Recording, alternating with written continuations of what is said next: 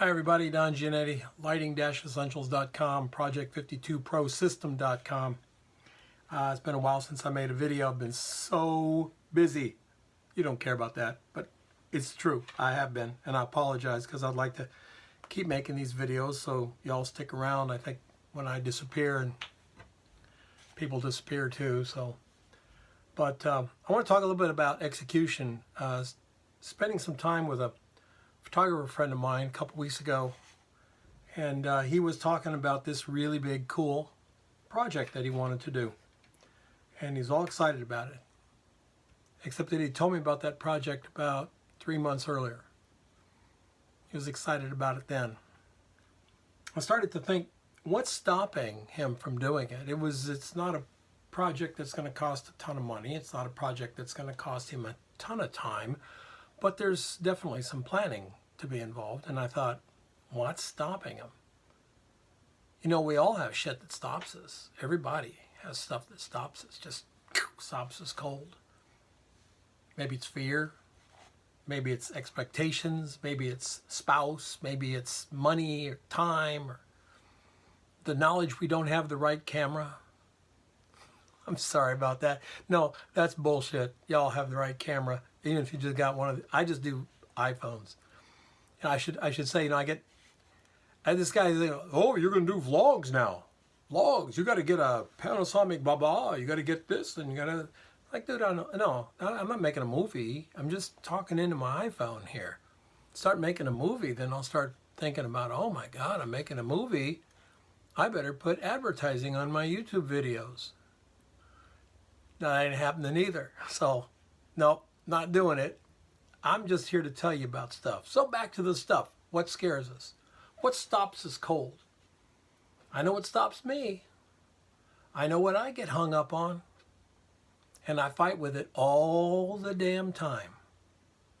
All the damn time. I think of an idea, and I think about pushback I might get from it, and then I start to do the Don overthink it thing, and then I think it to frickin' death. These days, the best things that I do are just plug the camera in and start doing stuff. Put the camera in the car, drive east, or west, or north, or south, or any variation thereof. But just go somewhere. If I see somebody I want to make a photograph, I walk over and say, I'd like to make a photograph. Sometimes they say, you know, get lost. Sometimes they say, oh, that'd be really cool. Most of the time, we can never put together a time frame that works. But if I don't ask, I won't know. And life, time, minutes, hours, days have a way of just going away. Do you know that you'll never have a chance to see this video for the first time again? Everything you do today, you don't get over. It's just done. I've met some pretty impressive people who had some pretty impressive reasons to be successful and fighting some pretty impressive demons to get there. So, I think the number one thing is execution. Come up with an idea and just go do it. Just, you know, like, just go and make it happen. If you're coming up with ideas that are too hard to do, you're coming up with ideas that are designed to be in your way. Oh, I got this great idea for a shot, Don. Oh man, it's gonna be a Ferrari and a 6-foot-tall supermodel, long blowing hair. She's gonna be up right with the Ferrari, and we're gonna get a big cat, and I'm gonna get in really close with this big, like maybe a lion or a tiger or something, really close and everything. Man, I got to do this shot, but I don't know anybody with a Ferrari. I don't know any tall supermodels with blonde hair, and definitely don't have any friends with cats. So I just can't get anything shot. It's just impossible for me. I can't find a Ferrari. I'm done. See how insidious that is? It's like, sorry, Jack, don't cut it with me. You want to make a photograph? Go buy a mushroom. Make a photograph of a mushroom. You want to shoot people? Go and ask people if they want their portrait made. Go and do it. Don't tell me you can't do it because you don't have a Ferrari. I mean, I understand. I would like to have a Ferrari myself. After driving one, oh my God. Listen, how many times do we let other people make decisions for us. And we use that as a way of stopping. And we guarantee that those decisions are going to be against us because we know damn well who to ask to get a negative response. We know it. We know who's going to say, oh, it's like, hey, I'm going to quit my job in June of 2020. I've got this much money saved up. I'll have this much money by then. I'll be able to get my health insurance for a year. I've got my portfolio looking good. I'm going to go out and do it. And then you hear somebody goes, oh, you can't do that. Nobody's making any money at photography. My brother's girlfriend's aunt knew a guy whose brother's roommate's brother tried to become a photographer, and he failed so bad they had to put him in prison. Okay? That's him. It's not you. Now, you can use his story as a reason why you don't want to do it, but it's still his story, not yours. We have to make decisions every day, every moment of our life. We have to make decisions. When you're driving, have you ever thought of the decisions you make in the car as you're driving? Life and death decisions that you make just all the time. Do I go left here? Should I wait for that car? Boom, what's the color of the light? How fast am I going? What's this guy doing behind me? What's happening over here? It looks like this guy's going to run a light. Decisions. We just make them like that. And it comes like, oh, well, trying to decide if I should, become a photographer, a full-time photographer, or a part-time photographer. And it's like, I don't know. I better go ask Charlie. Because Charlie's never done it. Charlie doesn't know anybody who has ever done it. So, hell, Charlie's a good one to ask, right? Yeah, let's ask Charlie. No. You got to make some decisions. And every time you make a decision about what you want to do and execute that decision, you're going to feel so much better about yourself, about where you're going, about what you want to do, about your chances of doing what you want to do. You know what gets in our way? Indecision. Indecision stops us from moving to the next point. Indecision slams up against our reality wall and says, you want to do, but look, what happens if, over here, remember that guy ended up in prison? He can't even get a job at a camera store. I mean, they do still have camera stores, don't they? I don't know. I've heard they do. We have one here in the great 8th largest city in the world. We have one camera store. Not that Amazon created any sort of disruption at all in the force, but still. Do you ever notice how people quit instead of facing their fears? Instead of facing up to making a decision, they'll just quit. And that usually happens, I've seen, right about the time they should be making a decision to move forward. The book looks good. They got some money in the bank. All kinds of good things happen. And then they go, oh, I'm burned out. I need a break. I ran out of time. I'm too old. You're too old? Yeah. I can't be a photographer. I was looking through the websites today of all the photographers in my town, and they're so good. What you don't know is they're looking at your stuff going, oh, he's so good. She's a dynamite photographer. I better watch myself because she's going to make a big hit on the scene. That's the way it works. Because when you look at your work, you're going to see every little flaw, perceived or real. And it's just going to jump out at you. When they look at your work, they're going to see great work. Better see great work. If they're not seeing great work, you have some work to do. I can talk about this. I really can. I have the right to talk about it because I deal with it.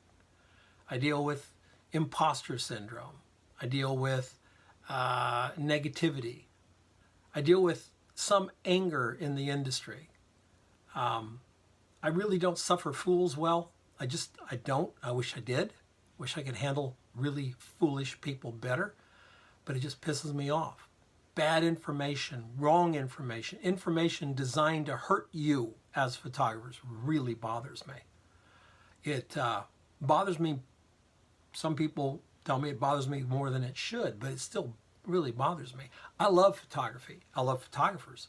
I want to see every photographer who wants to do this as a living, as a side gig, as a side hustle. And by the way, photography is a great side hustle.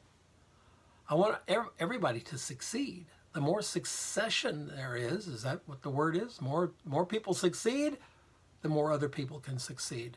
It's just guaranteed. Just guaranteed. Execution. Do it. But do it deliberately. Is that a word? All right. Deliberately. I knew I could get it out. Do it deliberately. Doing a photograph is not as important as doing the photograph. Making an image is not as important as making an engaging image. Now, if you want to see a bunch of an images, just dial up Instagram. 10,000 boring damn images a day or a week or an hour. I don't know what it is. Just, oh, look at this. Oh, narcissistic people. Oh, look at me and all this. It's just, it's just crap. I can't even hardly go to Instagram anymore. When I do, I have a really short list of people, friends and folks that I go see. But, man, it's the pool is getting really, really shallow. That doesn't bode well for them, but it bodes really well for serious photographers really trying to do something important or something real or something authentic. Authentic. Instagram, big chasm between. You want to be on the authentic side. Excelling at photography, being really good at photography is really hard. Being mediocre at photography is really easy. If you think of the hockey stick thing, learning photography is like really fast. Photography is like really fast. It used to take a little bit longer because you had chemistry and all that crap. Today, man, here, beginning photographer up here, experienced photographer, really fast. But that last little bit of the hockey stick, where it goes from here to right about, if you get in, it's very small. That part of the hockey stick is really, really hard. Kind of like saxophone in a way. You can learn to play saxophone pretty well in a couple of years. Maybe do some improvisation, what have you. But going from being a pretty good saxophone to Gato Barbieri or John Coltrane, that's a little bit of the hockey stick, and it's a bitch. It's hard. Hard to be a good photographer.